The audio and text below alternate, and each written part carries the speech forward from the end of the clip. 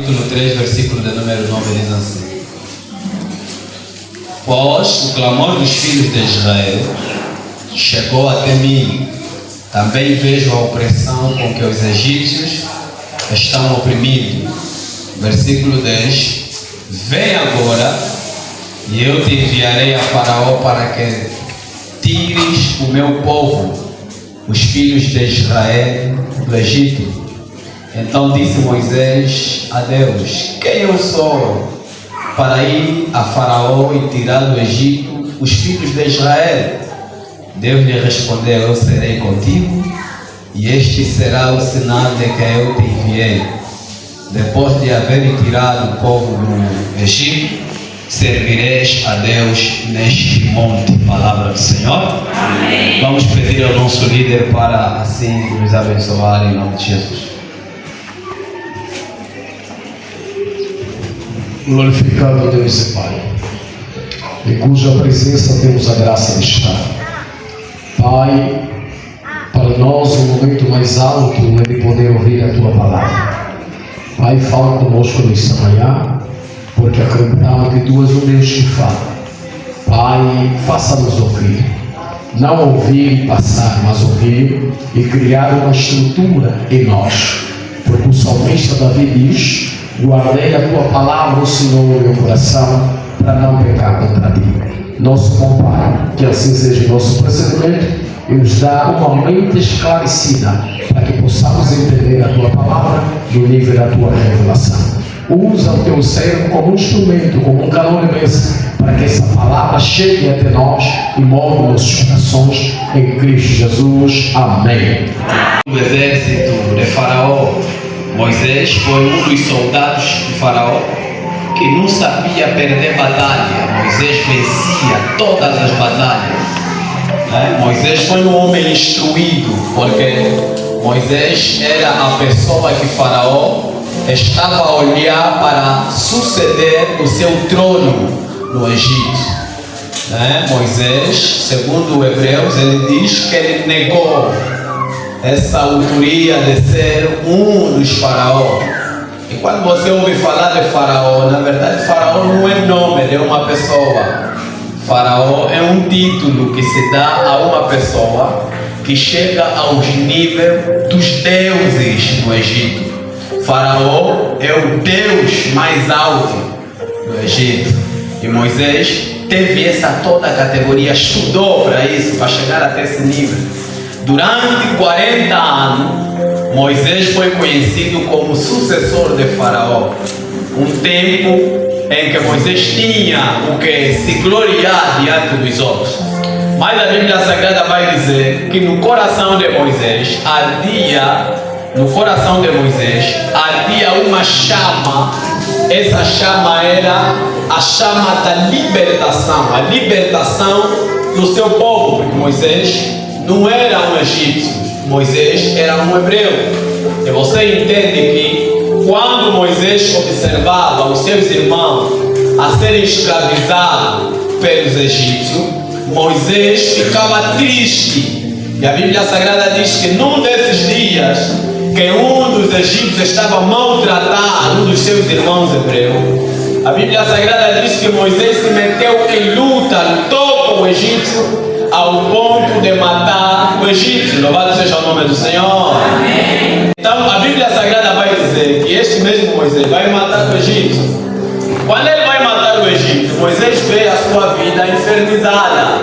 Ele corre do Egito, vai para uma terra estranha, uma terra chamada Midian. Você observa a batalha que Moisés tinha entre acudir o egípcio e acudir o israelita.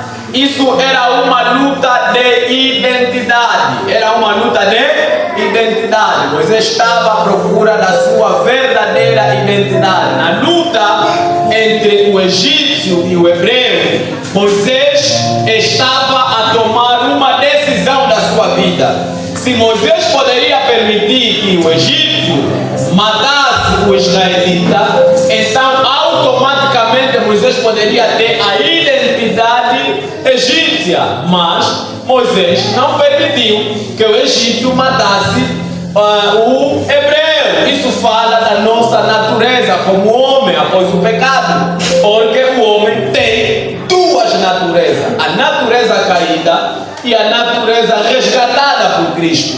A Bíblia fala que há uma luta entre a carne e o espírito. Essa é a mesma luta que Moisés teve. Moisés teve essa luta entre acudir o egípcio e acudir o israelita. É uma decisão. Assim também acontece contigo, acontece comigo, acontece com a igreja. É preciso tomar uma decisão a que vontade nós vamos acudir. Se vamos acudir à vontade egípcia ou vamos acudir à vontade israelita. Louvado seja o nome do Senhor. Mas presta atenção que toda pessoa que nasceu para fazer uma missão da parte de Deus, não importa onde ele vai estar, o chamado de Deus vai incomodar a sua vida. Estou pregando só para duas pessoas nessa manhã. Quando você tem o chamado da parte de Deus, não importa onde você vai estar, o chamado vai te procurar. A palavra localiza a quem ele escolhe para a obra. A palavra localiza a quem ele escolhe para a missão. Por isso é que você vê Lucas, quando vai trazer a revelação sobre João Batista, Lucas apresenta o governador da Etiópia, apresenta o governador da Judeia, apresenta o sumo sacerdote, e a Bíblia diz que a palavra de Deus foi até João no deserto. Ou seja, começa a apresentar as pessoas que estavam no palácio, mas a palavra não localiza a pessoa que estava no palácio. A palavra vai de acordo com aquele que tem chamado da parte de Deus. Ou seja, não importa se estás no deserto, a palavra vai te localizar. Não importa se você ainda está na Quimbemba, a palavra vai te localizar. Agora estou pregando para toda a igreja. Porque a palavra conhece aqueles que têm chamado. Por isso é que você nasce já com o chamado de Deus. Porque o nosso chamado é desde o ventre. Antes do ventre, nós já éramos conhecidos por Deus. Deus tem um conhecer soberano que o pastor não conhece. O pastor, o ministro, o teu pai, a tua mãe te escolhe em função das qualidades que você vai apresentar. Deus te escolhe antes de você falar. Deus já te conhece. Deus não te escolhe pela qualidade de saber pregar. Antes de você começar a pregar, antes de você começar a cantar, Deus já te chamou, já te escolheu. Significa dizer que a nossa eleição em Deus é uma eleição soberana. A eleição em Cristo não é uma eleição pastoral. O pastor me escolhe para fazer uma função naquilo que Deus vai lhe revelar quem eu sou. Mas a nossa eleição em Deus é uma eleição soberana. Significa dizer, se eu prego e está te incomodar, vou continuar a pregar. Se eu canto, está te incomodar, vou continuar a cantar. Porque não foi o pai, não foi a mãe que me elegeu nessa obra. É Deus que me escolheu para essa obra. É o Senhor que me separou para essa obra. Eu fui alistado não para agradar os homens, eu fui alistado para agradar a quem?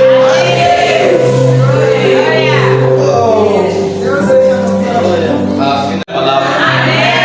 Moisés já tinha o chamado da parte de Deus. Até os magos já conseguiam sentir que esse miúdo tem um chamado da parte de Deus. É aquilo que acontece nas reuniões familiares. Às vezes você já tem uma graça diferente de todo mundo. Você é o menor, mas quando estão na reunião, os tios não terminam a reunião sem falar, sem te dar palavra. É porque você já carrega uma unção da parte de Deus. Agora, a unção que você carrega da parte de Deus, para se manifestar, é preciso o tempo certo. Porque toda unção de Deus na tua vida, que você usa no tempo incerto, os homens não vão te aceitar. Mas eu sonhei, Deus me deu o chamado, eu tenho o chamado. Eu recebi a unção da parte de Deus, não é o tempo certo. A unção respeita o tempo. Alguém está aqui? Amém. O chamado respeita o quê? Respeita tempo. Estamos a falar de Moisés. Moisés descobriu que ele seria o libertador. Antes de se fazer 400 anos, Moisés queria libertar o povo. Agora os irmãos dele lhe falaram: você também da cidade de quê? Quem te constituiu como libertador das nossas vidas? Vai, sai daqui. Mas quando chegou o tempo de Deus,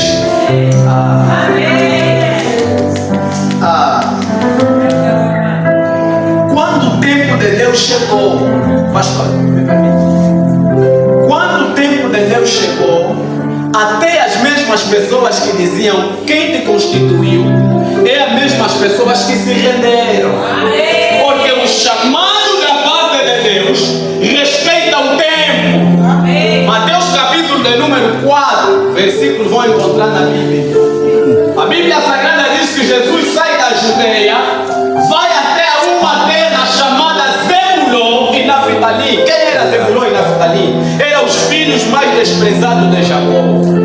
Ninguém queria saber daquela cidade, não tinha comércio, não tinha nada importante naquela cidade, mas quando o tempo de Deus chegou, Zebulon e Naftali tornou-se a cidade mais famosa em Israel. Amém. E essa cidade não é só cidade, tu a falar da tua vida. Quando o tempo de Deus chega na tua vida, não tem ninguém que respeita, não tem ninguém que vai desrespeitar o chamado de Deus na tua vida. Quando o tempo de Deus chega, as coisas acontecem no natural, diz amém. Você não precisa esforçar o guião, porque o tempo de Deus chegou. Tempo de atuação e no tempo de formação. Porque não se faz missão sem ter a base da formação. Às vezes o nosso maior mestre da missão não é uma pessoa, é um deserto. O deserto é mestre em nos ensinar a fazer missão. Aquilo que você passa não é abandono de Deus, é um treinamento de Deus. As crises que você passa não é abandono, é treinamento.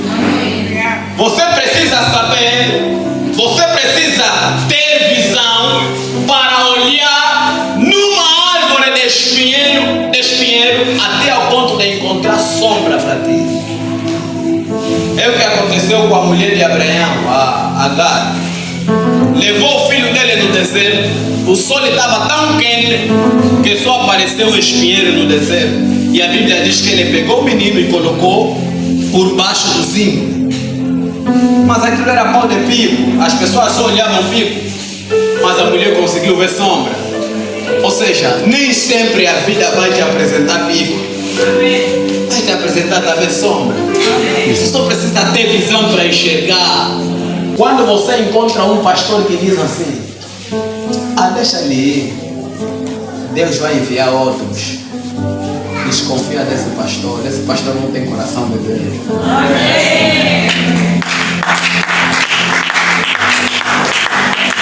Ainda bem que nosso pastor ama as almas, visita.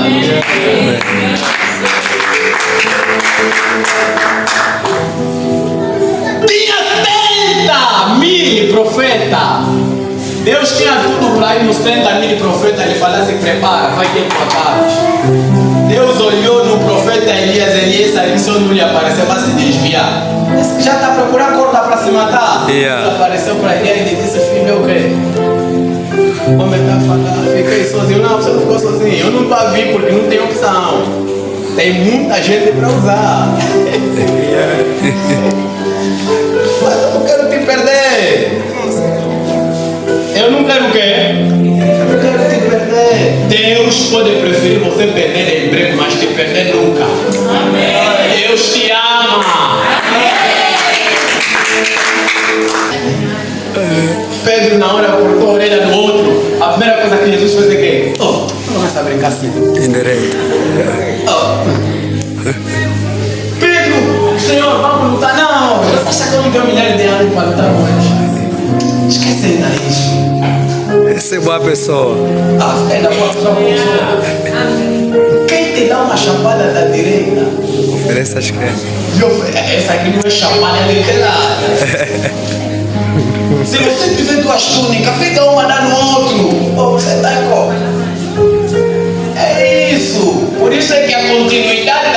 Jesus fez? O Espírito Santo foi fazer dentro das pessoas. A igreja vivia unida. No partir da onde? Do pão. Sabe o que significa partir do pão? Partir o teu suor, partir a tua vida com o outro. Porque Gênesis diz que o pão, o homem come pão a partir do suor. E suor é sangue, é vida. Ou seja, a tua vida deve ser repartida com quem está fraco. É isso que consiste a igreja.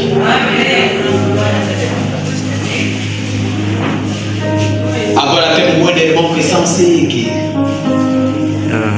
Falei isso quinta-feira. SIC espiritual. Fazem investigação da vida dos irmãos.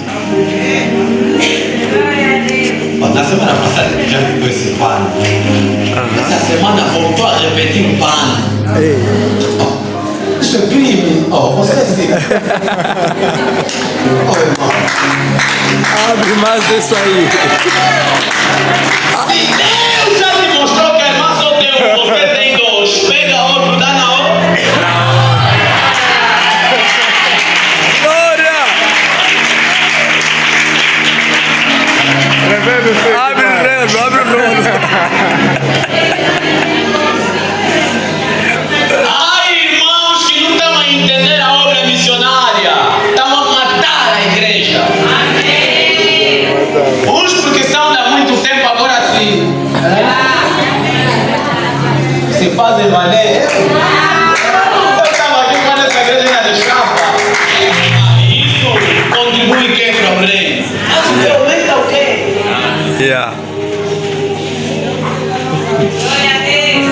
Fala tudo. Isso aumenta o quê? Estavas aqui quando era a igreja deixava. Mas o teu comportamento é sempre deixava.